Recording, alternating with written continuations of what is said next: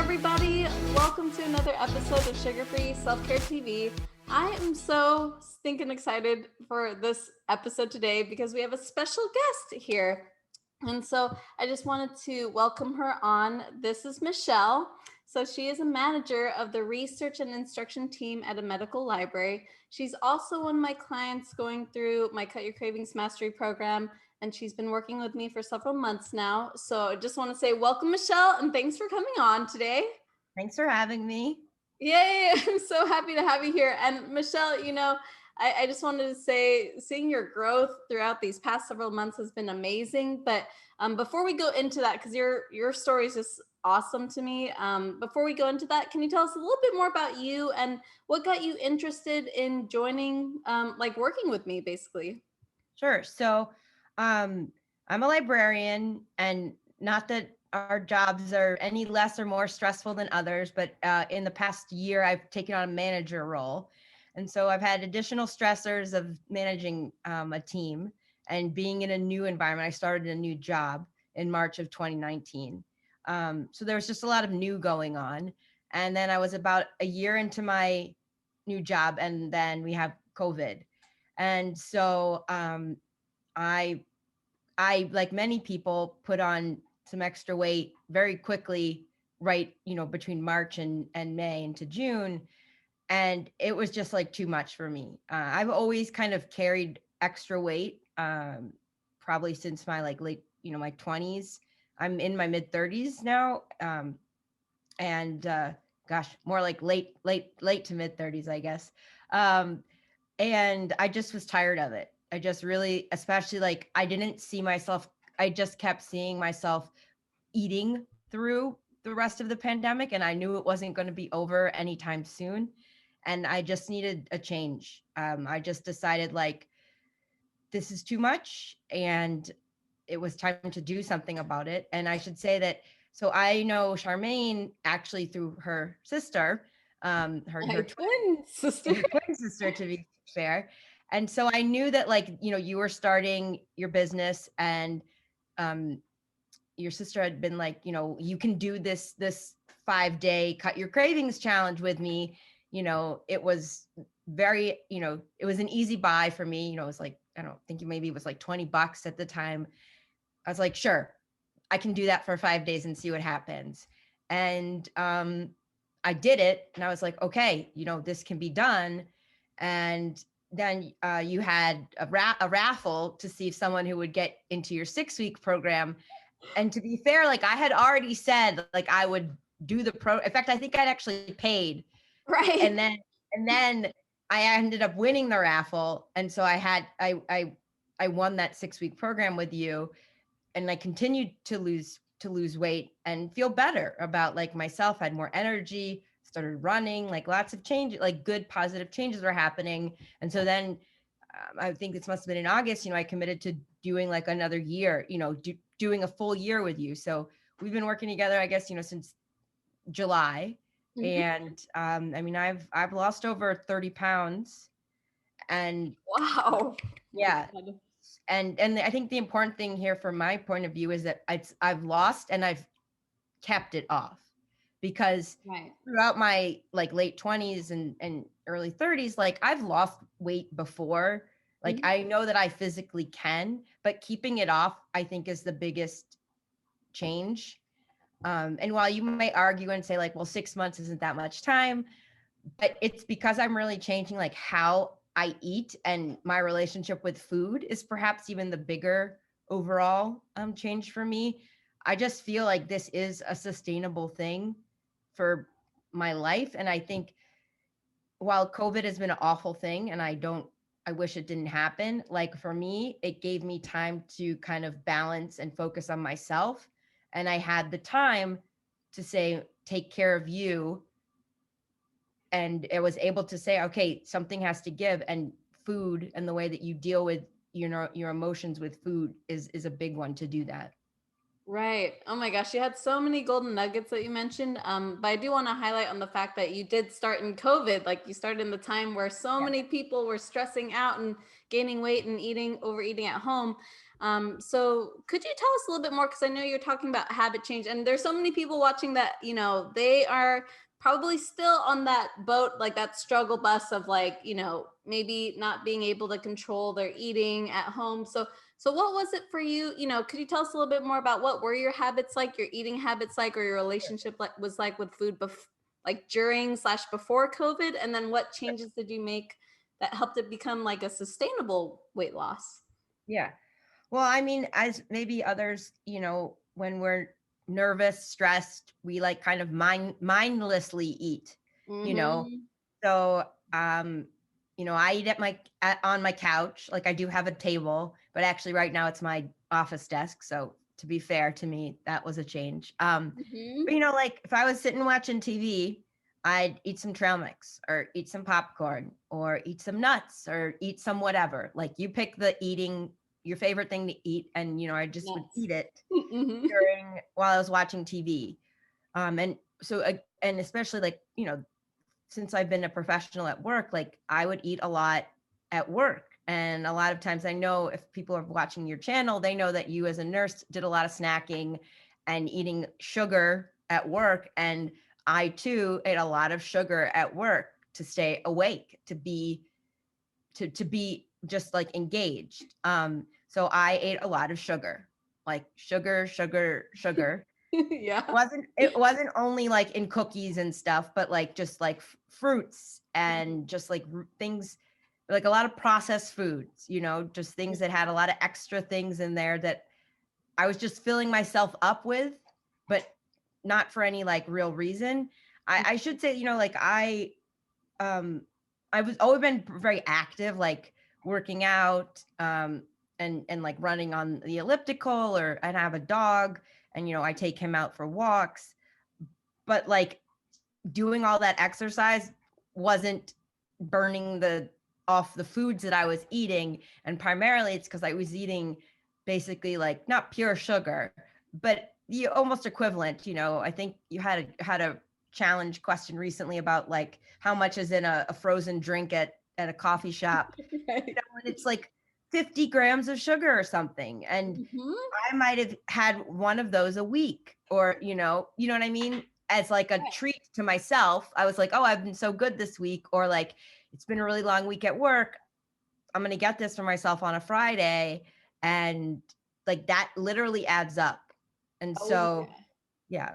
And so, I mean, since I've started working with you, I mean, the biggest thing I think to go has been sugar in general. Like, but I'll be very clear with your viewers too that like Charmaine she called them joy eats. And now I think you call them, what's the new phrase you're using for Like like, exception eats, like yeah, yeah. exception or like luxury eat, I don't know, whatever. The point is like I still eat some sugar. Like let me be very clear that I am not like the perfect client, and that I still eat sugar. Mm-hmm. Um However, I don't eat it like every day. And the sugar that I do eat is like I mindfully do it, and I'm not doing it to like stay awake. Like I'm not doing it to to clear out my afternoon slump. Um and I don't like mindlessly eat anymore, I think getting like I don't snack really anymore. Right now I've kind of, so like I said earlier, this has been almost like 6.5 months. I finally kind of shifted to trying to do that one meal a day, Mm-hmm. which I know Charmaine does and shares a lot.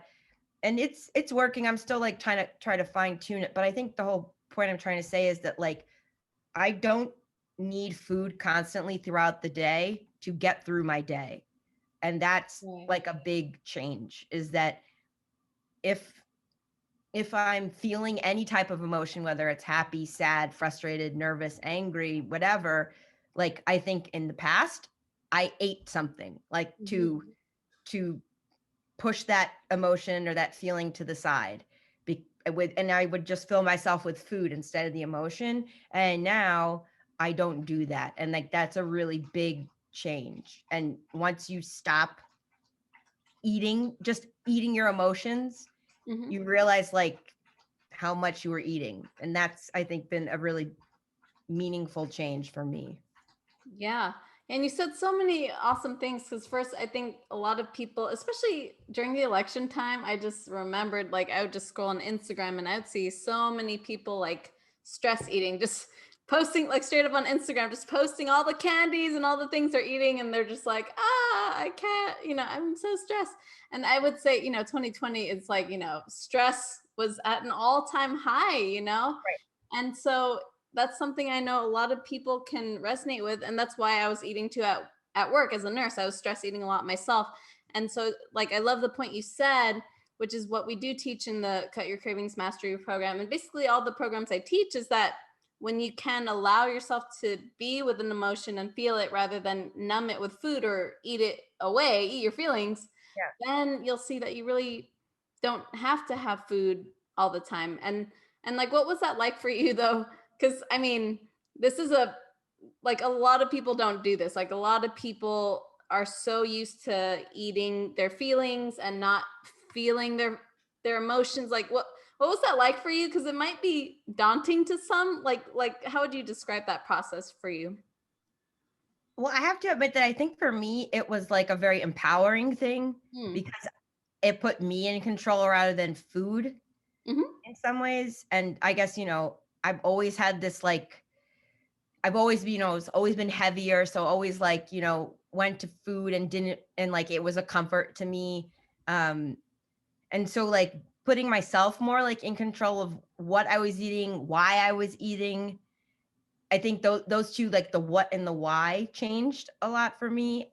Hmm. And to me, that was empowering and made me feel like better about myself and better about the choices I was making. So that if I did eat something that was like, if I had a piece of cake, like the reason why I ate that piece of cake was not, it was just to enjoy the cake. Like it wasn't to stop thinking about all the work I have to do or stop thinking about the election or stop thinking about X, Y, or Z. Like it's because I wanted to enjoy a piece of cake. And so Right. like just simple eating of food to eat and enjoy a delicious piece of cake, that just totally just changed a mindset and made me feel more like, oh, you're making a choice and you can enjoy this choice. And I do. I enjoy the Yeah. cake, For you know? sure. And that's the thing too, because I feel like, I love that you said that because I feel like, when I'm doing my marketing and my branding and people see that it's like I say sugar-free self-care, they're like immediately like, what? Never eat sugar ever again. And they kind of like, have a panic attack or something. Yeah. But the thing with that is like what I really teach is like it's more about what if you could just eat the sugar in a way that's not out of control, that's not reactive, that's not in a way to escape from an emotion, but you could plan it ahead, which is what you've worked on a lot this Yeah. past year, working on the planning ahead, and then eating it with intention so that you could just enjoy it and not beat yourself up about it at the end of the day, kind of thing, which is amazing. So something that you mentioned though, which is really interesting, which a lot of people, I hear this all the time, is eating as a reward and eating when you feel good about yourself. So tell me about that for you. Like, what was the mindset shift you made? Like, if you don't eat for a reward now, how do you kind of reward yourself now, or how do you feel good about yourself now? Because I think people, we're so used to it, like we want to celebrate with food. It's such a big way to celebrate. So I think there's two things there. One, I think I'm still on the path to that. Like I still think there's still some like brain connections there where food is reward. Mhm. So I'm working on it. And I have to admit though too that another thing that because of COVID, Mhm. because I've been more or less, just me and my dog, I don't like, there's still the issue of like when we're able to like be together again, I think then it will become like to really see if the behavior and like the mindset has changed. Um, because I think I'll want to like eat a meal with friends. But again, Mm. it becomes an issue more for me of like, what choices am I making to eat? And so Mhm. this is where like the actual like whole foods, like eating a steak, or eating like a fish, like and eating the whole fish versus like eating half of the loaf of bread on the table that's Mhm. like comes, with the meal, those kind of things. I think those are the kind of changes that I'm more like consciously making now because they make me feel better. Like they make my Right. body feel better. Um, sorry, I think I might have diverged from the question, but like, just like for me, I guess there is still, I think food is still it's still a happy thing, like to enjoy the food that I'm eating, Hmm. but I'm much more like aware of what it is I'm eating and like Hmm. why I'm eating it. Right. Um, so if I want to go somewhere where like I really enjoy a dish, like that's still okay, right? And like that's like I look forward to doing that again with friends. But it's more that I'm not just like eating to eat. Like I'm eating to fuel my body, and I'm eating to be able to like take my dog for like 10 miles, around the city and those kind of things. Like it's just that there's more reason behind the what I think has been the biggest change for me. Um and as you mentioned with the planning, I do, as for anybody out there who like doesn't like the idea of like food journaling or anything like that, I It's will just say that everybody. it really does make a difference. I mean, Mhm. um Charmaine provides like a booklet if you do her programs, and it's a little tough at the beginning, but once you do it, I mean, it really does make a difference, because if you're not losing, or if it just like you're just curious about like, what did I eat the past week? When did I do this? I mean, if you're truthful about it, you can really see like, well, this is why I lost 2 pounds this week, because I cut out dairy and I ate basically all protein and veggies. Like, and you can see it on the page. And I think it's also important though that you write down like when you overeat and you binge on something. And so I will say that like food journaling is definitely something that took me a while to like buy into, but it does work. And now I think I use it more now to like plan. In some ways it's like meal prep for the week, but it's also like it's the joy eat plans for the week. Like I know it's going to be a long week, so maybe I want to break up the week with like, something on Wednesday, eat something a little off plan, with a little extra carbs or a little extra sugar or whatever, and that's okay. Okay. um so Right. i'm And still working yeah. i'm still working on it. Yeah, and I still work on stuff too. That's the thing. It's like there's no such thing as being perfect at this, right? Like there's always we're gonna already, with that incident that happened last week in the White House, like there's so many things that are gonna happen in this world. You just don't know how you'll respond. Sometimes if you're stressed about something, you'll just eat sometimes. And that's a big part of this program too. It's just that you could have compassion for yourself. You could acknowledge yourself as a human being with human emotions, and then you just learn from it. Like you just learn from it and then move forward, but you don't dwell on it, because the dwelling is what makes people stuck and Yep. not want to, and they'll quit and things like that.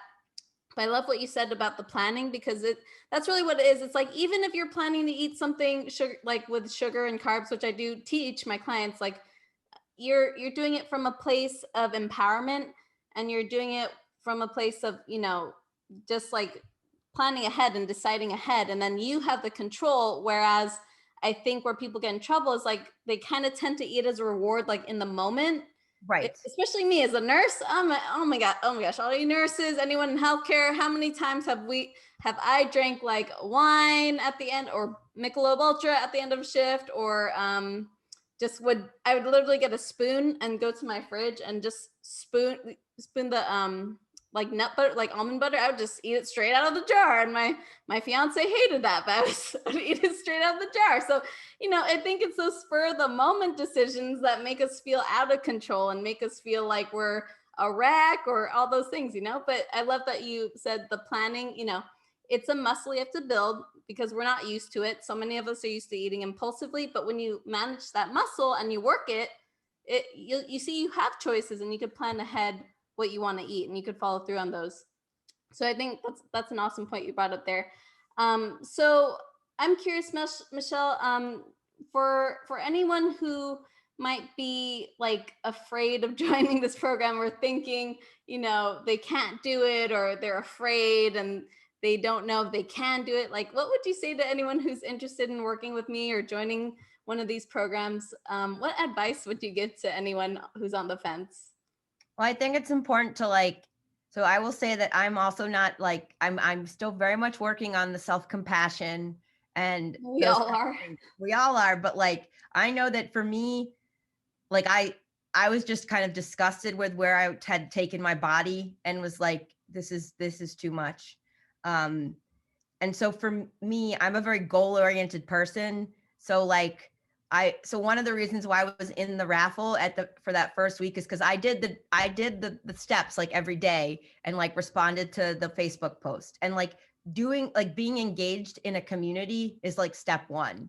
Mm-hmm. So even if what you're reporting is I binge ate today, like the fact that you are sharing your story is like I think an easy step one for anybody who's considering this. Even if you're not following, the guidelines, share that. And like that's like to me like an easy entry into this community.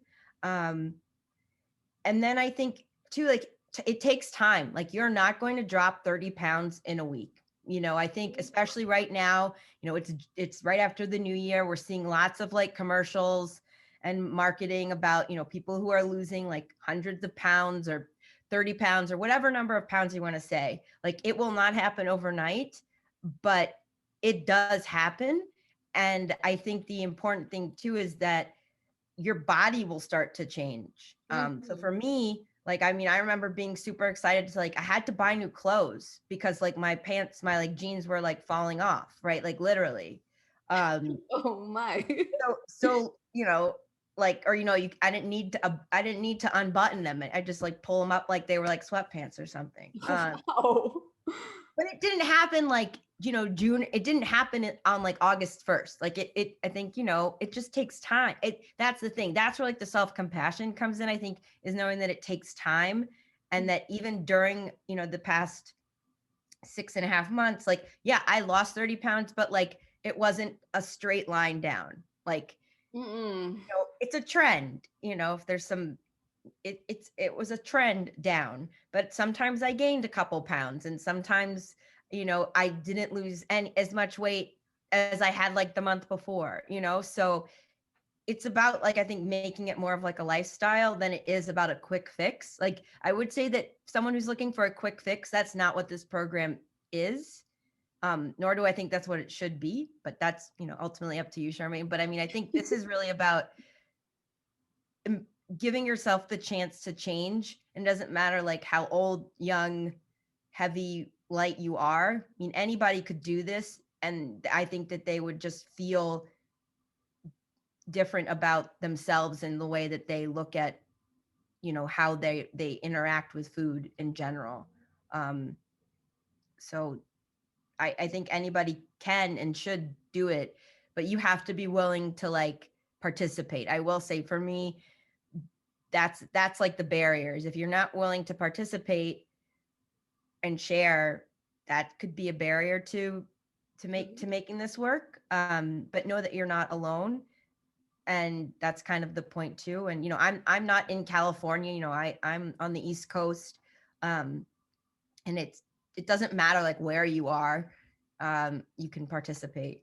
So that's my plug at least.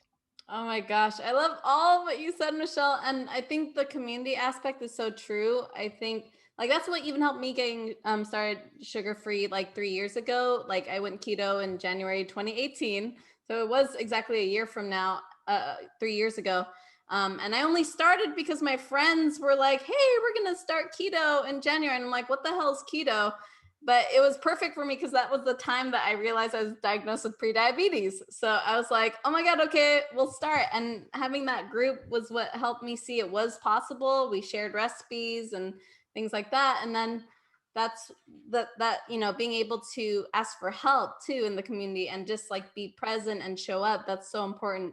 And I think you're so inspiring though, Michelle, just because you have been going through a lot of these weight struggles for so long, but then you made those changes. Like you had that willingness, you had that determination, and then you asked for the help and got the result of like 30 pounds of weight loss in last year, which is amazing. So I just really wanted to thank you so much, Michelle, for joining us. I think so many people are like in that situation where you're in, where they're stuck with the weight and they just can't see any hope. So I do appreciate you sharing your story.